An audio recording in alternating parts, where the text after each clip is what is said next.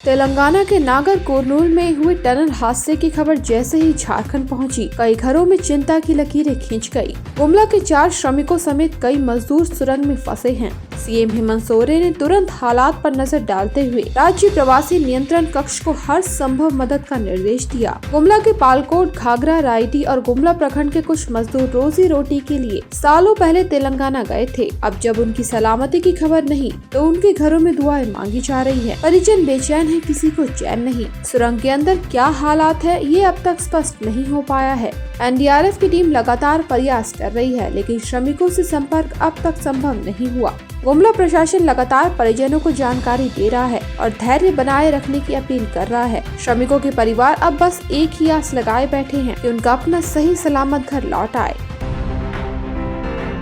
गिरिडीह के जमुआ में चल रही अवैध गन फैक्ट्री का पुलिस ने खुलासा किया है। इस दौरान देसी पिस्तौल बनाने में इस्तेमाल की जा रही भारी मात्रा में सामग्री जब्त की गई है। झारखंड पुलिस, एटीएस और बंगाल एसटीएफ की साझा कार्रवाई में इस गन फैक्ट्री को पकड़ा गया। यह फैक्ट्री अर्ध निर्मित मकान में चल रही थी। गिरिडीह के एसपी डॉक्टर बिमल ने मिले एक क्लू पर आगे का टास्क होरी महुआ एसडीपीओ राजेंद्र प्रसाद को सौंपा। गठित स्पेशल टीम ने जमुआ थाना क्षेत्र के ग्राम चपरयामो में छापा मारा। यह फैक्ट्री मोहम्मद दैमुद्दीन के अधूरे बने घर में चल रही थी। एसपी ने कहा कि यह गिरोह लंबे समय से अवैध हथियार बनाने में जुटा था। बिहार के मुंगेर से हथियार निर्माण की ट्रेनिंग लेकर झारखंड में कारोबार फैला रहे थे। इनके नेटवर्क को ध्वस्त करने के लिए आगे की कार्रवाई की जा रही है। यहाँ से बड़ी मात्रा में हथियार मिले हैं और 6 लोगों को अरेस्ट किया गया है।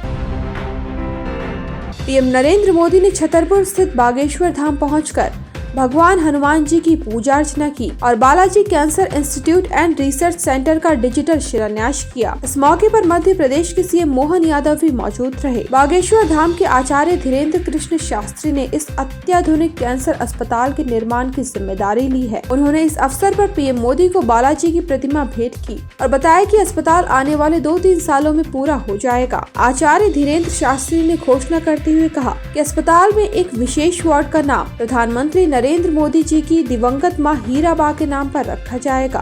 उन्होंने कहा कि अस्पताल सिर्फ इलाज का केंद्र नहीं बल्कि कृपा और सेवा का संगम बनेगा। धीरेन्द्र शास्त्री ने ये भी संकेत दिया कि आगे चलकर इसे मेडिकल कॉलेज के रूप में विकसित करने का विचार किया जा रहा है, जिससे क्षेत्र के हजारों लोगों को बेहतर चिकित्सा सुविधाएं उपलब्ध होंगी। बागेश्वर धाम में हनुमान कृपा और सेवा का यह संकल्प भारत की आध्यात्मिक और सामाजिक शक्ति का अद्भुत संगम है। शिव की भक्ति, चंद्रमा की शीतलता और ग्रहों की अद्भुत युति। इस साल महाशिवरात्रि सच में कुछ खास है। 31 साल बाद ऐसा महासंयोग हुआ है। श्रद्धा और विश्वास का संगम इस बार त्रिवेणी के तट पर होगा। 26 फरवरी को महाशिवरात्रि पर अमृत स्नान जैसा योग बन रहा है। सूर्य, बुध और शनि कुंभ राशि में है और चंद्रमा श्रवण नक्षत्र में। 7 साल बाद बुधवार को महाशिवरात्रि आई है। वहीं यह शिव भक्तों के लिए सौभाग्यशाली संयोग है। 3 अमृत स्नानों के बाद ये महाशिवरात्रि कुंभ की पुण्य धारा में और भी पावन हो गई है। कुंभ राशि पर 3 ग्रहों की युति ने इस पर्व को अत्यंत शुभ बना दिया है। मेष राशि के जातक को परिश्रम और पूर्ण फल मिलेगा। वहीं मिथुन और सिंह राशि वालों के लिए तरक्की और सफलता के द्वार खुलेंगे। ज्योतिष शास्त्र के अनुसार चतुर्दशी तिथि का खास महत्व है। इस दिन चंद्रमा कमजोर होते हैं, लेकिन शिव जी की कृपा से उनकी ऊर्जा भक्तों में स्थानांतरित होती है। शिव पूजा से इच्छा शक्ति प्रबल होती है, मनोबल बढ़ता है और साहस का संचार होता है। राजनीति के गलियारों में हलचल मच गई। आम आदमी पार्टी ने बड़ा ऐलान करते हुए पूर्व सीएम आतिशी को दिल्ली विधानसभा में विपक्ष का नेता नियुक्त किया है। बैठक में राष्ट्रीय संयोजक अरविंद केजरीवाल भी मौजूद रहे। वहीं आम आदमी पार्टी के लिए नई रणनीति का यह संकेत माना जा रहा है। राजनीतिज्ञों का दावा है कि आतिशी सियासी पिच पर अपनी नई भूमिका निभाएंगी।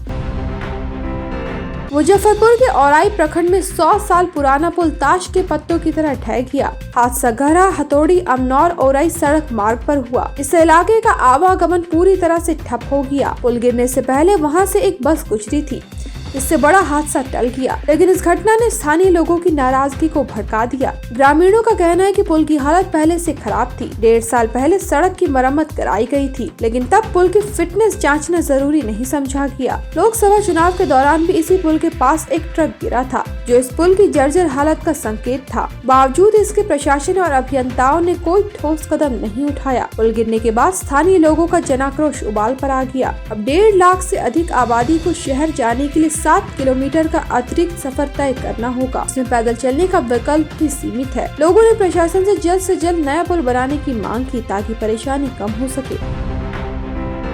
तेलंगाना के नागर कुर्नूल में SLBC परियोजना की सुरंग में गुजरे 30 घंटे से 8 मजदूर अंदर फंसे हुए हैं। इसमें 4 झारखंड के भी हैं। सेना, नौसेना, NDRF, SDRF और सुरंग विशेषज्ञ मिलकर बचाव कार्य में जुटे हैं। सुरंग में 11 किलोमीटर तक पानी भर चुका है। मलबे और गाद के कारण बचाव दल को अंदर पहुंचने में बहुत दिक्कत हो रही है। अब तक फंसे हुए मजदूरों से संपर्क नहीं हो सका। रेस्क्यू में जुटे लोगों ने इन्हें बचाने के लिए अपनी पूरी ताकत झोंक दी। भारतीय सेना की इंजीनियर टास्क फोर्स आधुनिक उपकरणों के साथ जुटी है। ऑक्सीजन और बिजली सुरंग के अंदर पहुंचा दी गई। पानी निकालने की कोशिश की जा रही है। NDRF की 4 टीमें, सेना के 24 जवान और SCCL के 23 विशेषज्ञ मौके पर मौजूद हैं। तेलंगाना के मंत्री उत्तम कुमार रेड्डी ने मीडिया से कहा कि हम पूरी कोशिश कर रहे हैं। उम्मीद है उन्हें सुरक्षित बाहर निकाल लेंगे। हादसे के वक्त 70 लोग सुरंग में काम कर रहे थे। ज्यादातर लोकोमोटिव ट्रेन से बाहर निकल आए, लेकिन 8 लोग अब भी अंदर फंसे हैं। राज्यपाल जिष्णु वर्मा ने बचाव कार्य की जानकारी ली।